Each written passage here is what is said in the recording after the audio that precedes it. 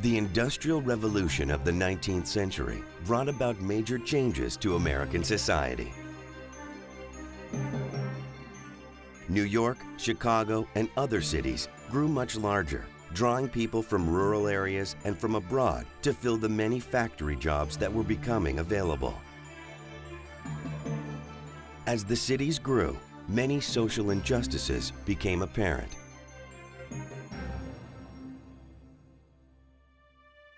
The urge to end these injustices was the driving force behind a new movement, the Progressive Movement. From about 1890 to 1920, progressives used various techniques to convince the government to acknowledge, address, and amend the inequalities found across the nation. They also took steps aimed at improving the lives of workers and the poor people living in cities. Reporters and writers helped advance progressive reforms by writing articles and books about the social problems they saw. There was an outcry, especially from the middle class, when the stories were published. President Theodore Roosevelt called the writers muckrakers because they were too interested in the ugly side of life. One famous muckraker was photographer Jacob Riis of the New York Evening Sun. Riis's pictures focused on the dirty, overcrowded tenements that housed the urban poor.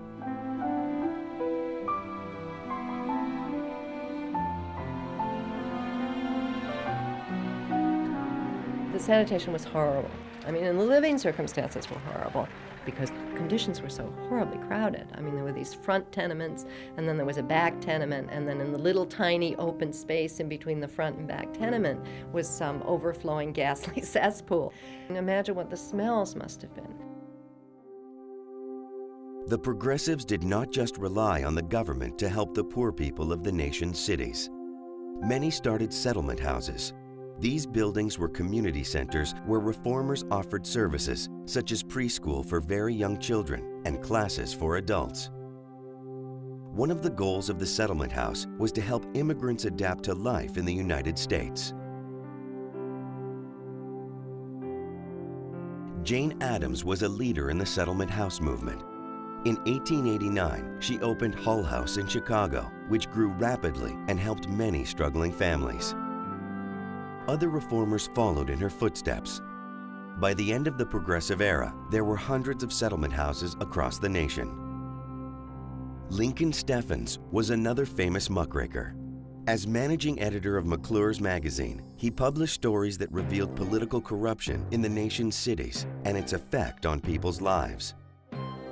Prior to the Progressive Era, political bosses controlled city politics. The bosses used unfair and illegal tactics to win elections and stay in power. They also enriched themselves by taking bribes. Elections were rigged, votes were stolen, and the democratic system was destroyed. As anger at corruption spread, many cities adopted new forms of city government aimed at preventing corruption. Voters elected mayors who pledged to reform and pushed state and federal governments for help. This push resulted in laws giving citizens new powers. For instance, the right of recall gave voters the power to remove corrupt politicians from office. The right of initiative made it possible for citizens to enact laws when state legislatures would not.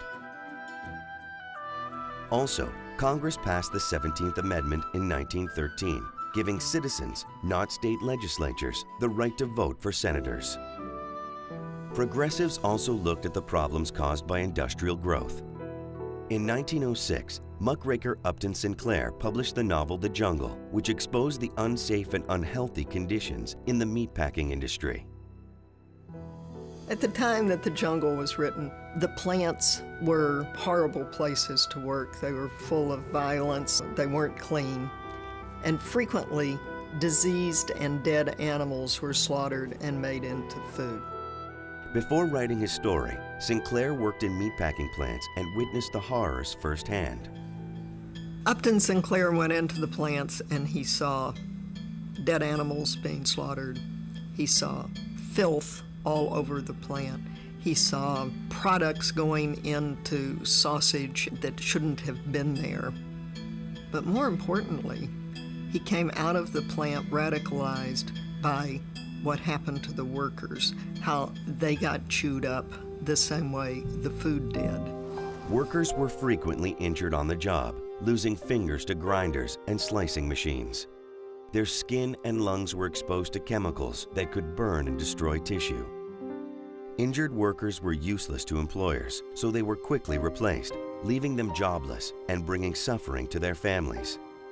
Sinclair hoped his story would raise public support for the workers. Instead, people demanded that the meatpacking industry be regulated. It was a wake-up call for the country. It was also the right book at the right time in American history. Up to that point in time, the public hadn't really thought too much about the conditions of the meat that they were buying. In 1906, Congress passed the Meat Inspection Act. It required meat plants to be cleaned up and meats to be inspected before they were shipped out. Other laws passed by Congress tried to make sure that other foods and medicines were healthy and safe. Progressives influenced local governments, state governments, and Congress, and they even got to the White House.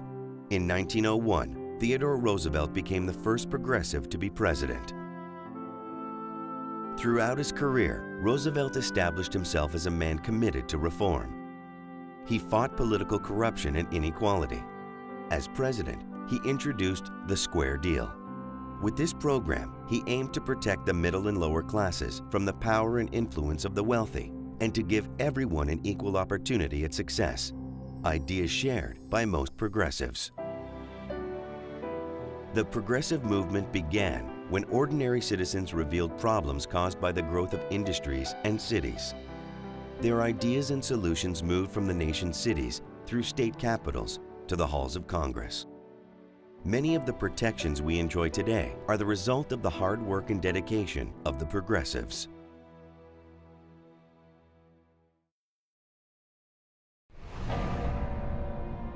What role did journalists play in the progressive movement? Which progressive reforms do you think had the greatest effects on society?